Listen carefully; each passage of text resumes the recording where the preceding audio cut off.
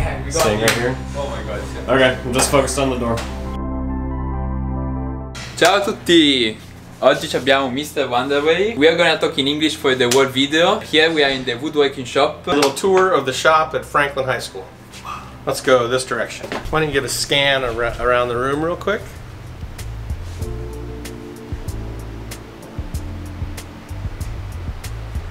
So if we start back towards this other corner. All right, Scotty. Thanks, Leonard. Smoking. Yeah. So here we have a glue table, and so as we start to make cutting boards, we put the product together on this table here. You'll see that many of the classes have been making cutting boards. So each cubby hole has a different period for the class. Like this one is one cutting board. So we have a series of lathes for making bowls, like this one here. So come take a little look over here at this bowl. So you can kind of see some of the products that people are making. Nice. Am I gonna make one of these? If that's your third project, if that's what you'd like to make, that's an option. Okay. Then we have a couple of routing tables for making a round edge on the woodworking projects that you're working on. We come over to this section over here. We have a small bandsaw. And then in this area is kind of the heartbeat of the wood shop. So we've got the table saw. We've got a drill press behind you on the wall there. We have another big bandsaw, a jointer. We have two big chop saws. Okay. We have a planer. We have a plane sander, and then some downdraft sanding tables. Questo qua serve per la polvere, perché quando si leviga c'è tutta la polvere che esce. Invece con queste tavole qua che ha comprato la Franklin, adesso tipo quando siamo qua che levighiamo, qui serve un polverone assurdo, non c'è polvere, sono assurde. Mai viste prima io. If you want to come back and take a little look at the wood room. Questa è la mia preferita. Wow. Every time I come in here, like they say, wow. Yeah. So we have many different types of wood in here. On the wall over here we have cherry, rustic cherry. Then we have some big leaf maple slabs. Now this all came from the same tree. So that's more for furniture. Then we have some walnut. We have some poplar and some Douglas fir. We have some padauk, which is orange. More mahoganies. Then we have oaks, maple, alder, ash, and then some living grain edge trees. So we have the ability to make lots and lots of different things. And how does it work for the student when he does a project with wood? Like, how does it pay? Does the school pay the material? Yeah, so the student pays for the material costs and then keeps the product at the end. So, for instance, the cutting boards are about $10 to cost. But if you were to sell them, you could sell them for $100, right? So many students either give them as presents or they try to sell them to other teachers or family members, and so there's a way to make money while you're in school, which is an unusual opportunity.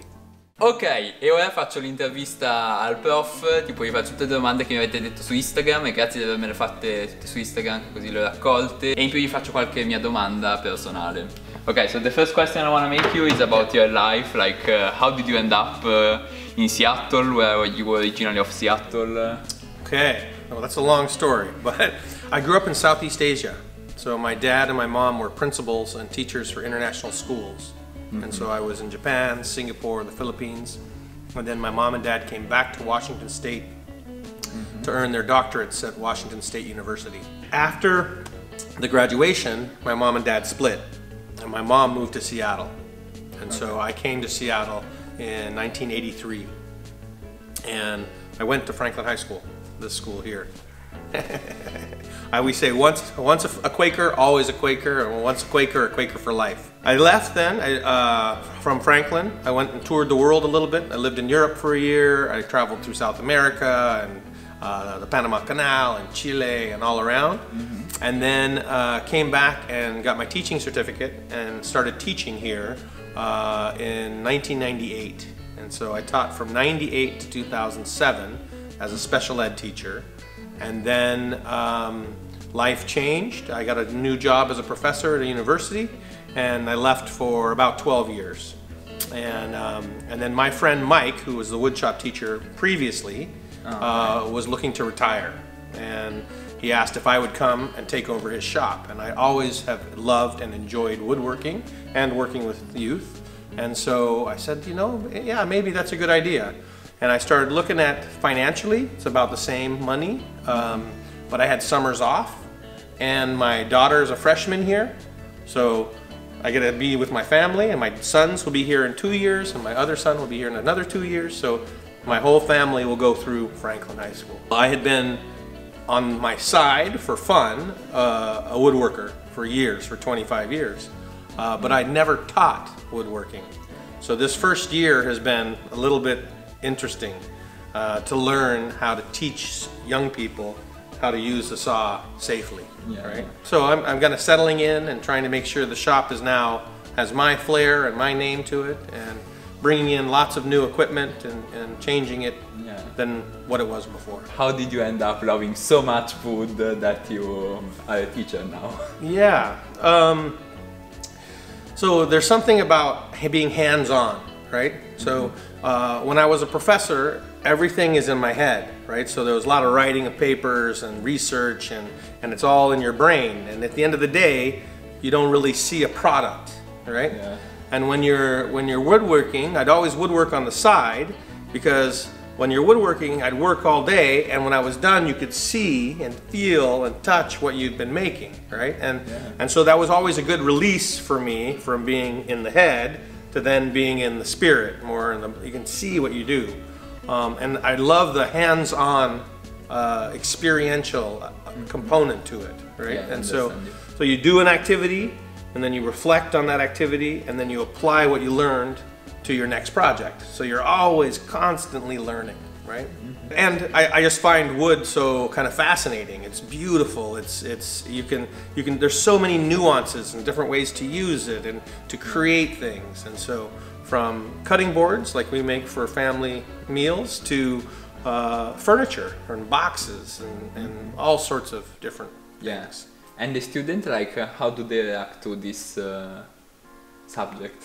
Yeah, it depends. Some students don't like getting dirty, you know, and it's dusty. It's you know, you're in here, it's dusty, it's dirty, you know, and there's a balance. So some people really love it, and some people that's not their favorite. But we're not trying to teach you how to be a carpenter in here. We're trying to give you enough experience so that as you go through, you go, oh, I'd like to do a little more, or no, this isn't for me. So it's a great opportunity to experience what kind of just be exposed to something different. Yeah, and this is also what I really like about American school. Like in Italy, you have to choose like one subject you want to go into, like in high school. Yep. Study American school, you go in and you say, I want to try a little bit of this, a little bit of that. So there's a philosophy and a belief system that the more youth or children are exposed to different things, the better they learn cognitively, right? So art, music, dance, drama, woodworking, ceramics, band, you know, like all these different exposures leads to then a broader palette, right? Because it's difficult in high school. I didn't know what I wanted to do in high school, right? Me neither. And so how, you know, for me, it took me 4 or 5 years after high school before I decided what track or where I wanted to go. So I didn't go back to college till I was almost 24 years old. Most people are graduated and done with college by then, right? And so it's a different approach. Each student learns so uniquely differently, that you kind of need to tailor it to meet the needs of the specifics. Yeah. Do all the schools offer like woodworking, ceramics, orchestra? So we're blessed here at Franklin. So Franklin has a broad base of programming. In Seattle, there are, I want to say 10 high schools, and there's only 3 that have wood shops. Oh, I was really lucky there. Yeah, it's a kind of a dying breed. There used to be every school everywhere had a wood shop, but over the last 20 years, programs have gotten a little smaller, and that's why the principal really wanted to make sure that this program kept going. Yeah. Is woodworking a proper class or is it like a club? Because people have this question. Yeah, so it's not a club. So in the United States we have occupational credits, so you learn an occupation, right? And so this class considered career and technical education. So you get a special credit on your transcript that says CTE, career and technical education. And you need 1.5 credits of career and technical education to graduate. So ceramics could be a CTE course. Business marketing could be a CTE course. Computer programming could be a CTE course. So there's a broad variety of career and technical education courses. This is just one of those. Yeah, because here in America to graduate, it doesn't work like in Italy where there is like at the end of the 5 years there is an exam. Here to graduate you have to have a certain number of credits, right? Correct.